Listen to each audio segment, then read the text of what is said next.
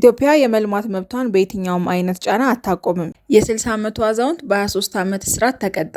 ኢትዮጵያ ጀምሮ በመፈጸም ልምዷ የባህር በር ጉዳይን ማሳካት ትችላለች። ዓለም ባንክ የኢትዮጵያን የልማት ጉዞ ለመደገፍ ቁርጠኛ ነው። የተወደዳችሁ የኢትዮ ኤችዲ ሚዲያ ተከታታዮቻችን የከበረ ሰላምታችን በያላችሁበት ይድረሳችሁ እያልን እናንተን ይመጥናሉና መደመጥ ይገባቸዋል ያልናቸውን የሰዓቱን መረጃዎች እንደሚከተለው አሰናድተናል።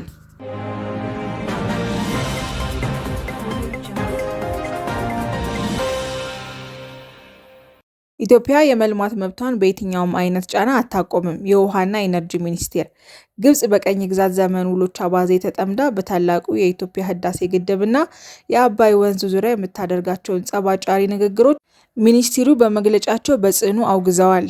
የግብጽ ከፍተኛ ባለስልጣናት በሀገራቸው በናይል ተፋሰስ ሀገራት በፀሐይ ኃይል የሚሰሩ የውሃ ጉድጓድ መቆፈሪያና የዝናብ መሰብሰቢያ መሰረተ ልማቶችን ጨምሮ አነስተኛ ይዞታ ያላቸውን ፕሮጀክቶችን በመገንባት የአፍሪካ ጋር አጋርነቷን እያሳየች ነው ማለታቸው የግብጽን እውነተኛ ያልሆነና የተገደበ ቀጠናዊ ትብብር ፍላጎት ማሳያ ነው ሲሉ ሚኒስትሩ ጠቅሰዋል። በውሃ ሀብት ልማት በትብብር ለመስራት የሁሉም የናይል ተፋሰስ ሀገራት የናይል ወንዝ በፍትሐዊነት የመጠቀም ይሁንታ እንደሚያስፈልግ በመግለጽ የግብጽ ምናባዊ የትብብር ፕሮጀክት ግን እውቅና እንደሌለው አስታውቀዋል። ሚኒስትሩ በመግለጫቸው ኢትዮጵያ በህዳሴው ግድብ ዘላቂ አጠቃቀም ላይ ከተፋሰስ ሀገራት ጋር በትብብር ለመስራት ዝግጁ መሆኗን አረጋግጠዋል። ኢትዮጵያ አለመግባባቶች በሰላማዊ መንገድ ለመፍታት ሁሌም ዝግጁ መሆኗንም ገልጸዋል። የ60 ዓመቱ አዛውንት በ23 ዓመት እስራት ተቀጣ። በሲዳማ ክልል በይርጋለም ከተማ የ12 ዓመት ታዳጊን የ60 ዓመቱ አዛውንት አቶ ካሳሁን ናስር አስገድዶ መድፈሩን የአቃቢ ህግ ማስረጃ ያስረዳል። ግለሰቡ አስገድዶ ከመድፈሩም በላይ በደሙ የኤችአይቪ ቫይረስ እንዳለበት እያወቀ እንዲሁም ለ14 ዓመት የጸረ ኤችአይቪ መድኃኒት ይጠቀም እንደነበረ ይርጋለም ሆስፒታል ያረጋገጠ መሆኑን ገልጿል። ጉዳዩ በከተማው መጀመሪያ ደረጃ ፍርድ ቤት እየታየ ቆይቶ በጥቅምት 4 ቀን 2018 ዓ.ም በዋለው የወንጀል ችሎት የግለሰቡ ጥፋተኛ ነው ተብሏል።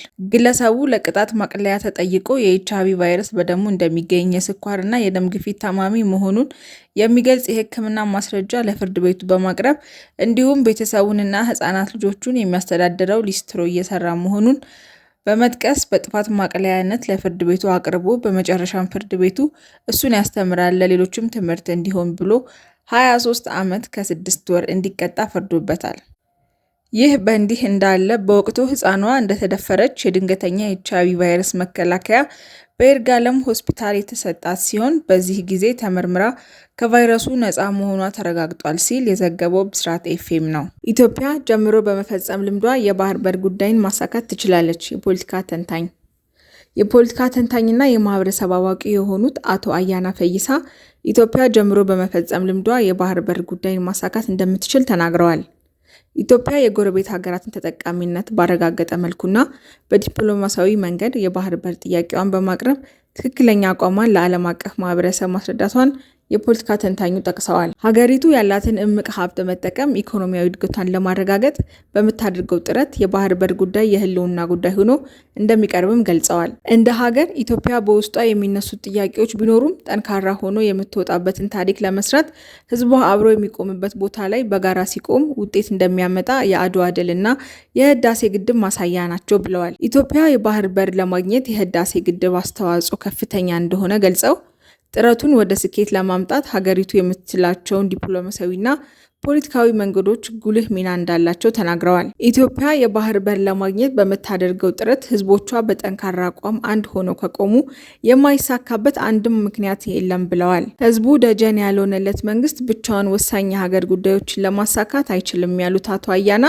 ህዝቡን ከማንነቱ ከህልውናውና ከነገ ተስፋው ጋር የተሳሰረውን የባህር በር ጉዳይ በትኩረት ሊመለከተው እንደሚገባ ተናግረዋል። በሀገር ውስጥም ይሁን በውጭ ያሉ ዜጎች የኢትዮጵያን የባህር በር ጥያቄ ለዓለም አቀፍ ማህበረሰብ የማሳወቅ ስራን አጠናክረው መቀጠል እንደሚገባቸው አቶ አያና ገልጸዋል። ዓለም ባንክ የኢትዮጵያን የልማት ጉዞ ለመደገፍ ቁርጠኛ ነው። የዓለም ባንክ ፕሬዝዳንት አጃይ ቦንጋ የገንዘብ ሚኒስትሩ አቶ አህመድ ሺዴ ከዓለም ባንክ የዓለም አቀፍ የገንዘብ ድርጅት IMF ጋር ዓመታዊ ስብሰባ ጎን ለጎን ከዓለም ባንክ ፕሬዝዳንት አጃይ ቦንጋ ጋር ተወያይተዋል። በውይይቱ አቶ አህመድ ሺዴን ጨምሮ የብሔራዊ ባንክ ገዢ አቶ ዶክተር ኢዮብ ተካልኝ፣ የጠቅላይ ሚኒስትሩ አማካሪ ተክለወልድ አጥናፉ እንዲሁም ሌሎች ከፍተኛ የመንግስት ስራ ኃላፊዎች ያካተተ ልዑካን ተሳትፏል። አቶ አህመድ በዚህ ወቅት ባንኩ ለኢትዮጵያ ልማት ላደረገው ዘላቂና ዘርፈ ብዙ ድጋፍ ምስጋና አቅርበዋል። በማክሮ ኢኮኖሚ ሪፎርሙም ተጨባጭ ለውጦች መመዝገባቸውን በማንሳትም ሪፎርሙ ጠንካራ ኢኮኖሚ እድገት ማምጣቱን፣ ተጨማሪ የተሻለ ወጪ ምንዛሬ ክምችት እንዲኖር ማድረጉን፣ የኑሮ ውድነት ማረጋጋቱንና የውጭ ንግድ ማሳደጉን አብራርተዋል።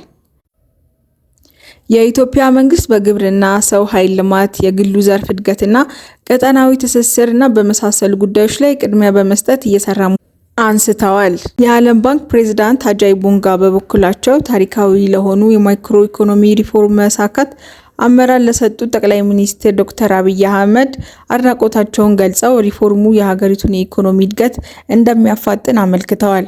ኢትዮጵያ የጀመረችው ብሔራዊ ምክክር ሀገራዊ መግባባትን በመፍጠር ለአካታችና ዘላቂ ልማት በር ከፋች የሆነ ውሳኔ እርምጃ መሆኑን ጠቅሰዋል። ዓለም ባንክ የኢትዮጵያ ልማት ጉዞ ለመደገፍ ቁርጠኛ ነው ሲሉም ማረጋገጣቸውን ሚኒስትሩ ለፋና ዲጂታል በላከው መረጃ ገልጸዋል። ውድ ቤተሰቦቻችን ለዛሬ ያዝንላችሁ ርዕሰ ጉዳዮች እዚህ ላይ ቋጨን። ሰብስክራይብ፣ ላይክ፣ ሼር እና ኮሜንት በማድረግ ለቻናላችን ድጋፋችሁን መግለጽ እንዳትዘነጉ እያልን ከሌሎች መረጃዎች ጋር እስክንገናኝ ድረስ ቸር ያሰማን። ሰላም ቆዩልን።